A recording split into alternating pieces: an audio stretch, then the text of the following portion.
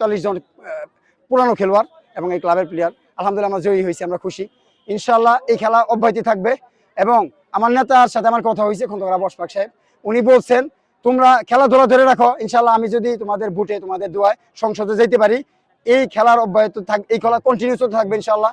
এবং নতুন প্রজন্মকে নেশা থেকে মুক্ত করে কিভাবে আমরা এই বয়স্ক যারা আছি, প্রবাসী আছি, তারপরও খেলার প্রতি আগ্রহ হয়েছি, উনি আমাদের সাথে একমত প্রকাশ করছেন যাতে নেশা থেকে বাইসে সবাই স্বাস্থ্যসম্মত খেলাধুলা থেকে আসে।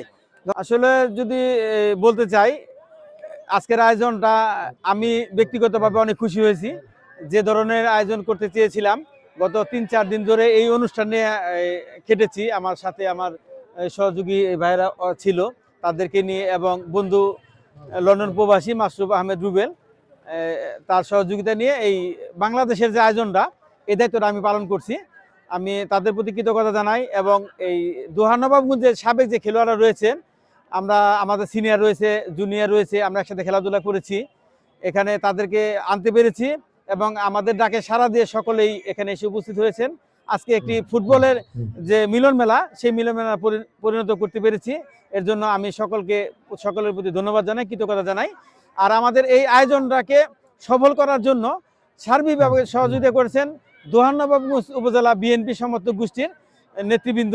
তারা আমাদের সার্বিক সহযোগিতা করেছেন, ডোনেশন করেছেন। আমরা এই জন্য তাদেরকেও বাংলাদেশের পক্ষ থেকে, শমশাবাদ নবীন সংঘের পক্ষ থেকে, এবং আমার একটু রাজনীতি পরিচয় রয়েছে, নবাবগঞ্জ উপজেলা যুব দলের যুগ্ম আহ্বায়ক আমি মোহাম্মদ আনোয়ার হোসেন।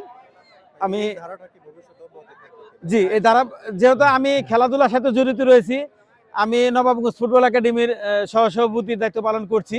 যেহেতু রাজনীতির পাশাপাশি, আমার কর্মের পাশাপাশি আমি খেলাধুলার সাথে ইতিপূর্বেই ছিলাম। আমিও সাবেক খেলোয়াড়।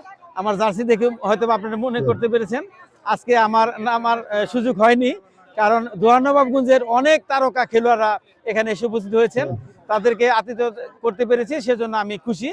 এবং আমি আপনাদের মাধ্যমে একটি সমাজকে স্লোগান দিতে চাই, পৌঁছে দিতে চাই, সেটা হচ্ছে আমরা এসব মাঠে ফুটবল খেলি, মাদককে না বলি। এটাই আমাদের মেন প্রতিপাদ্য। আমাদের যুব সমাজকে আমরা সমাজে লেখাপড়ার পাশাপাশি আপনাদের মাধ্যমে আহ্বান জানাচ্ছি, এবং অভিভাবক যারা আছে তাদেরকেও আমি আহ্বান জানাচ্ছি, আপনার সন্তানকে অবশ্যই লেখাপড়া করাবেন, এবং লেখাপড়ার সাথে সাথে আপনি যে কোনো একটি খেলার সাথে আপনার সন্তানকে ইনভলভ রাখবেন। তাহলে ওর যে অবসর সময়গুলো, সেই মাদকের যে বয়েল থাবা, বর্তমান দোহানবাবগঞ্জে মাদককে যেভাবে আমাদের সন্তানরা জড়িয়ে পড়ছে, সেখান থেকে যদি আপনার সন্তানকে বাঁচাতে চান, তাহলে অবশ্যই অবশ্যই অবশ্যই আপনার ছেলের পছন্দ মতন, সে ফুটবল হোক, ক্রিকেট হোক, ব্যাডমিন্টন হোক, ভলিবল হোক, যে খেলা তার পছন্দ, সেই খেলার সাথে আপনার সন্তানকে অবশ্যই জড়িয়ে রাখবেন। তাহলে আপনার সন্তানকে আপনি এই মাদকের বয়েল থাবা থেকে মুক্ত করতে পারবেন ইনশাল্লাহ।